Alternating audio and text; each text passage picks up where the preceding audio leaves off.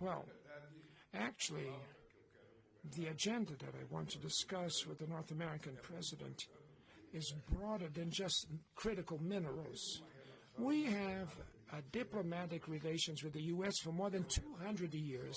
It's a very sound and solid relationship, and we were surprised with the impact of the imposed tariffs because it was done in a way that was an anomaly, because it was something you can't just imagine that you would receive such a news through the Twitter, a country to put tariffs against another country. Before that, the ministers of industry and commerce, they would make a meeting to put the tariffs, and this was through the Twitter, so we were very cautious. You know that very well.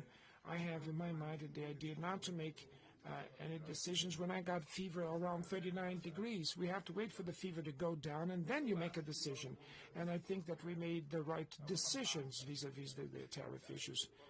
And some things were lowered by the government, U.S. government themselves, and now they made another decision of the Supreme Court going against what President Trump was doing. Of course, I cannot judge the Supreme Court's rulings of another country, and even less being from another country. But what I want to talk with Trump is the relationship between Brazil and the U.S. We're the two largest democracies of the Americas. We two men of 80 years of age, so we cannot play around with democracy. We have to take this very seriously. On the phone call, I told President Trump, we have to shake hands, look eye to eye, person in person, and to discuss what is best for the U.S. and Brazil. And there's no veto. There's nothing forbidden in terms of issues around the negotiation table. We'll put everything on the table. If we want to fight organized crime, we're going to fight organized crime. If we should build partnerships with Brazil, if we can explore and exploit critical minerals, if the processing happens in Brazil, we can talk.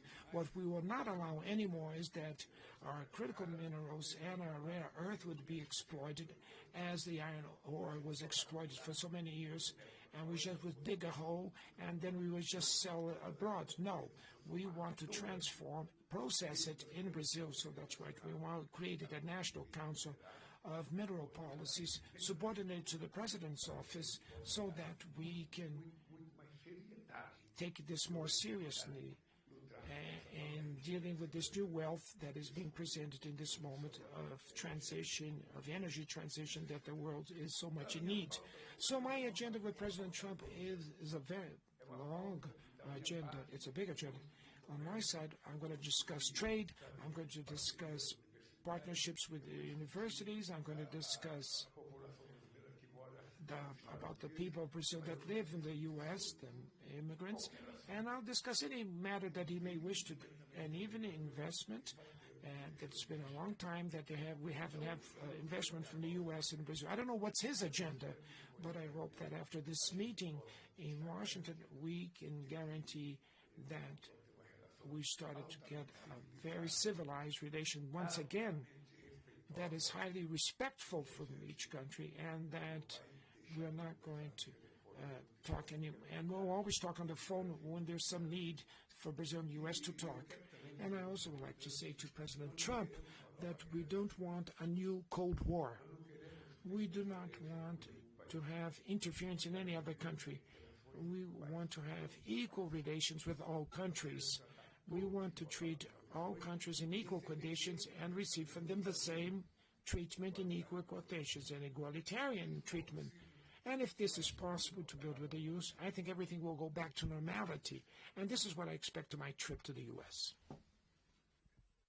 My conversation with Prime Minister Modi dealt with our trade relations and the Brazil-Indian relations. We did not go into detail about international geopolitics. I know what India thinks about that. There are many problems. I know that what Brazil thinks, and we have problems that we're more cautious on the Indian side or more caution in the side of Brazil. And we discuss what unites us, and what unites us in this moment is our fight so that our economies will become stronger and we can get out of the situation that we face ourselves. We want to transform ourselves in highly developed countries.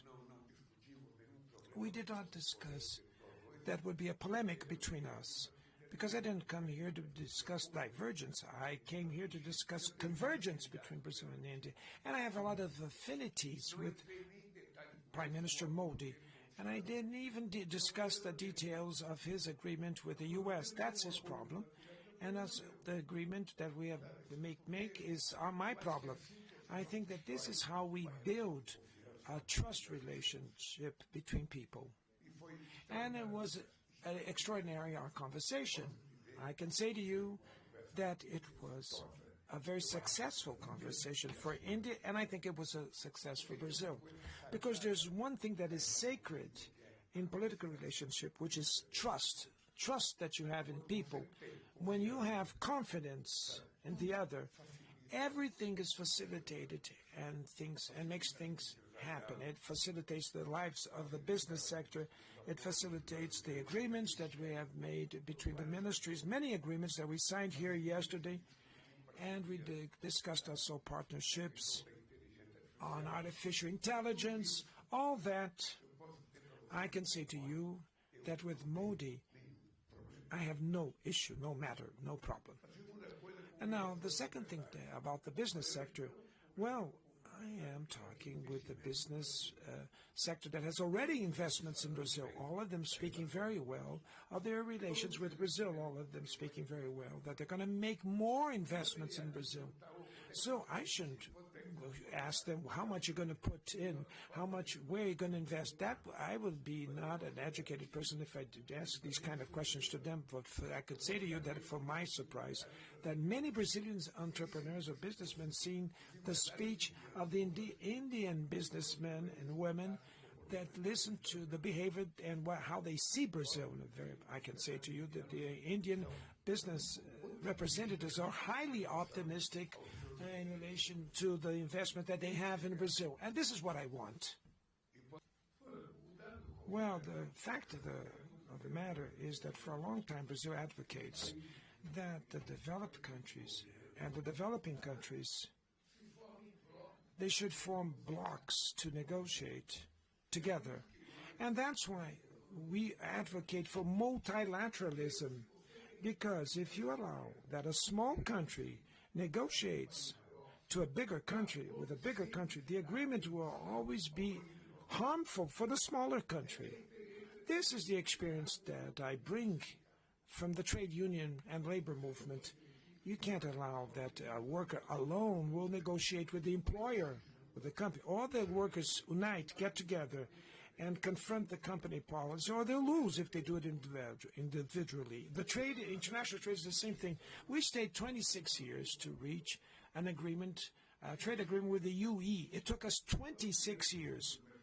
And when I was in the chairmanship of the Mercosur bloc, I told to the European negotiators, Antonio Costa,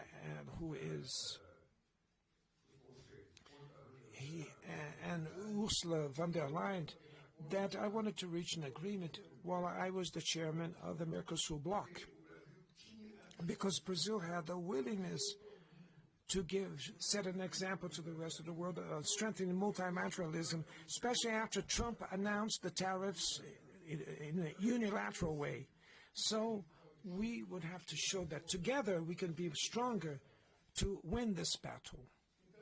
So I believe that countries like India, Brazil, Australia, and other countries from the global south, as you mentioned, could be together, can act together, because in direct negotiation with superpowers, the trend is for us to lose. We get at that negotiation losing, and since we face similar problems and we have equal interests, we have to be together. This is one of the problems in South America. There's no possibility for one sole country to solve their problems in an individual fashion. There's no way to do it.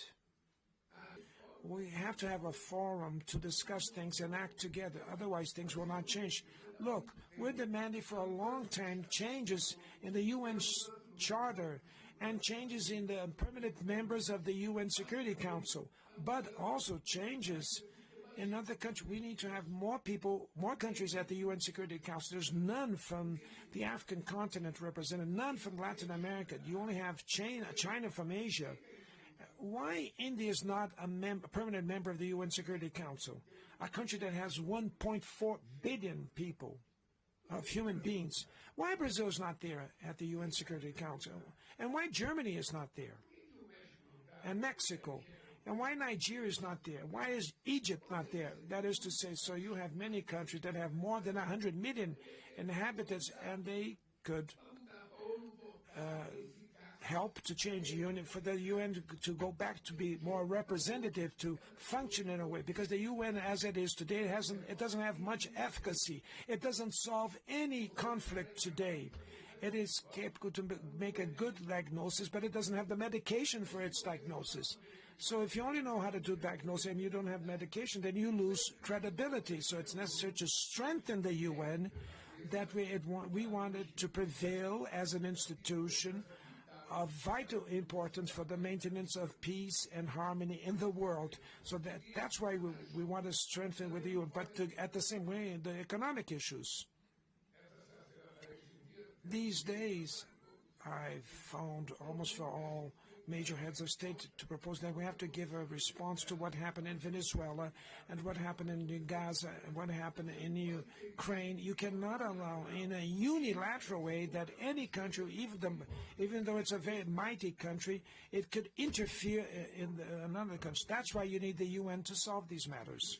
And that's why it has to be representative. So I believe that together, these countries that you mentioned, developing countries, and together with the global south countries, they could change the economic rationale of the world. It's just a will, to have political will. The experience that did not work out, the experiment is for 500 years. And we want to know if we want to continue or if we want to change something in the world. I'm one of those that want to change things in the world.